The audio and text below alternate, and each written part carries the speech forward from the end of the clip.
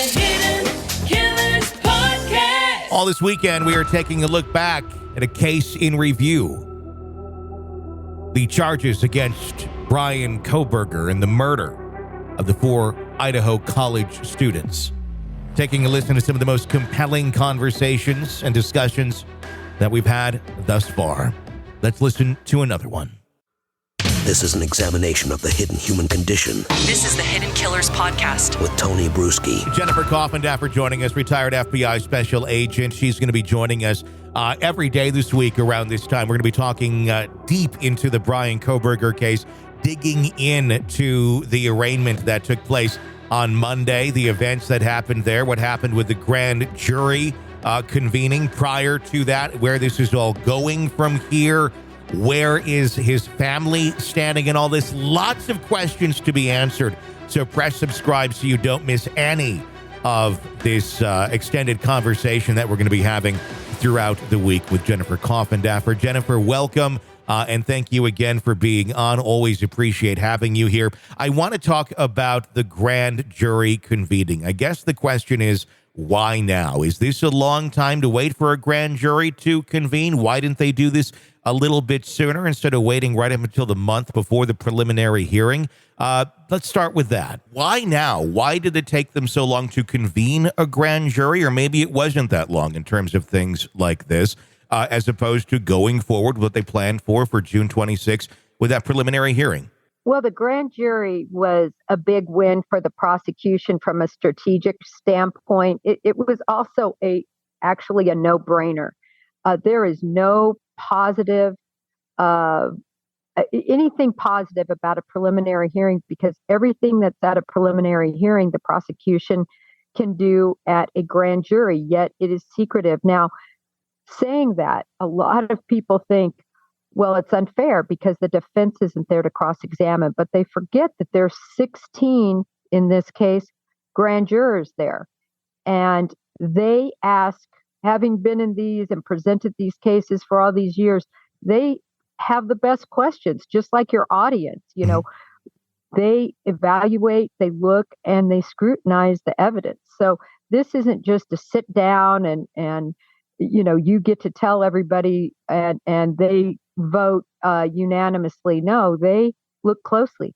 Also, Tony, I think this has been going on for weeks. Yeah. We just haven't known about it. And the defense didn't know about it. This was secret. Let me ask you about the actual proceedings themselves, because we use the term all the time, grand jury. It happens all the time. But very few of us have ever been privy to see what actually goes on in a grand jury hearing. What obviously there's no defense there that can stand up and do their part, but is there a big difference between the prosecution laying out a case in a regular hearing or a regular trial in a grand jury setting, or is there a difference in terms of procedure and how things work? There's a difference. Let me lay the scene. So there's a chair for the witness, there's a table for the prosecution, there's a court reporter, and there's a clerk. Mm-hmm. Typically, that's the setup. Then you have your grand jurors, and these grand jurors have to come typically once a week, and they listen for several hours if not the whole day. Everyone is different. They're all scheduled differently, and they are knitting. They have their articles they're reading. They are doing what they would normally do. There's a lot of breaks. It's very casual. Mm-hmm. There's a 4-person that really runs the grand jurors, and they are in charge. When a witness comes in, they're sworn in, and they begin presenting the evidence. And again, it's all open to any grand juror asking any question they want regarding that evidence.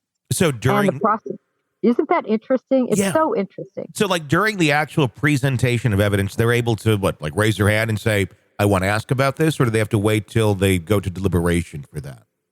Oh, no. Right when you're presenting the evidence, they can ask a question. How interesting. And sometimes they'll even interrupt. Yeah. You know, you'll be explaining, and then they'll say, but wait, what about this? So they're very inquisitive. It's really no difference than a jury of your peers, like I said, your audience. Yeah. That's really inquiring about everything. So in a sense, they are the defense. They're asking the questions that a defendant or a defense team might ask. So in terms of a case like this, and obviously we do not know the details of everything that happened in that grand jury hearing, but what do you expect that they laid out? Obviously the things that we know already, but are they likely also privy to a lot of other pieces of evidence that are being held back at this moment with the gag order Yes. just for trial? I think so, Tony. They would have seen the layout of the evidence from the probable cause affidavit. So I believe, though, that they would have even inserted more facts to substantiate each of the points. Remember that probable cause affidavit, which is amazing considering everything law enforcement was doing there, tracking Kohberger, having him under surveillance to keep the community safe as much as anything else, because the police, again, believes he has committed these crimes. Then you have a team that's just pouring through the evidence and writing this really quite unusual probable cause affidavit. Normally, they're about 2 or 3 pages long. It's really probable cause is a very, very low standard. And this probable cause affidavit is long. So that's what they would have heard, supplemented, as you said, by much more information and facts that they have now. Was it unusual that the defense of Kohberger is requesting the transcripts and every piece of information that took place in that grand jury hearing into discovery? It is not unusual, I don't believe, for Idaho. In looking at the law, certainly the prosecutor is going to have to turn over the transcripts. It's going to be ordered by the judge, I believe, although you see a motion was done.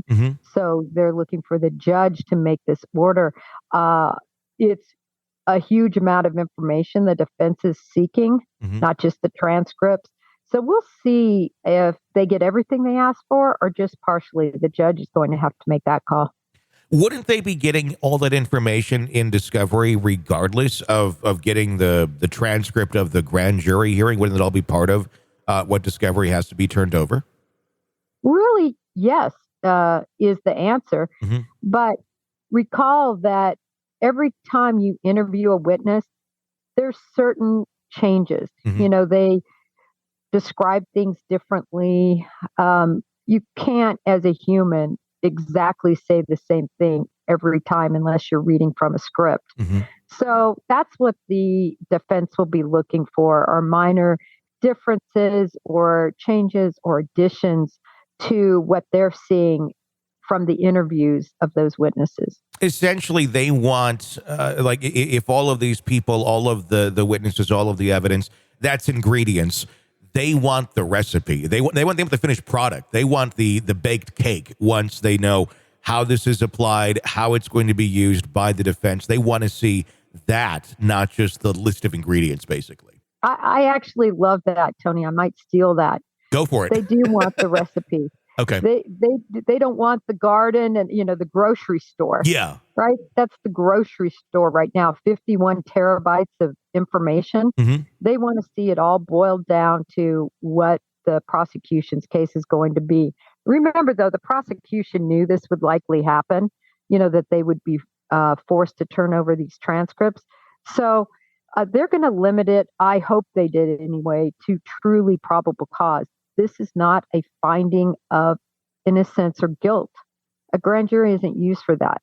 So it's a huge distinction. This is an examination of the hidden human condition. This is the Hidden Killers Podcast. The Hidden Killers Podcast. With Tony Brueski. Jennifer Coffindaffer, retired FBI special agent, thank you so much for being on and giving us your insight into that portion of the Bryan Kohberger case. There's so many more things to discuss about this. We're going to dive into talking about, there was no family at the arraignment the other day. What's going on there, as well as many other aspects of this case as it continues to develop and we get ready for a trial, possibly in October. Jennifer has some thoughts on that as well. Press subscribe wherever you download podcasts so you don't miss any breaking updates or discussions as we have them for you right here.